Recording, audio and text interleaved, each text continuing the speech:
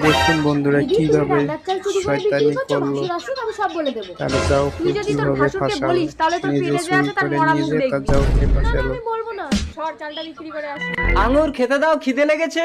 খেতে দাও মানে ঘরে চাল আছে, রান্না করব। কি বলো, কালই তো 10 কেজি চাল কিনে আনলাম। দেখো তোমার ছোট ভাইয়ের বউ চাল চুরি করে বিক্রি করছে হয়তো। না দাদা, নন্দিনী এই কাজ করতেই পারে না। মহিলা ঠিক আছে ভাই, তুই তোর কতটা লক্ষ্মী বউকে ডাইনি। নিয়ে আলাদা করে খা। দাদা, আমি এখনো আয় করতে শিখিনি, আমাকে আলাদা করে দিচ্ছ? তাহলে তুই এই লক্ষ্মী ছাড়কে ঘর থেকে তাড়া, তবেই তুই আমাদের সঙ্গে থাকতে পারবি। ঠিক আছে, আমিই চলে যাচ্ছি।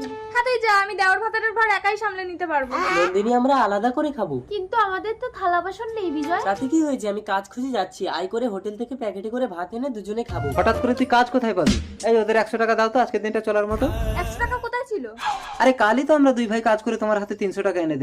তুমি কি আমাকে সন্দেহ হ্যাঁ করছো? তো, চাল না হয় বাইরে থাকতো, নন্দিনী চুরি করে, কিন্তু আলমারির চাবি তো তোমার কাছে। ও নন্দিনীর পেটে বাচ্চা হলো, তাকে তোমরা মাথায় তুলে রেখেছো?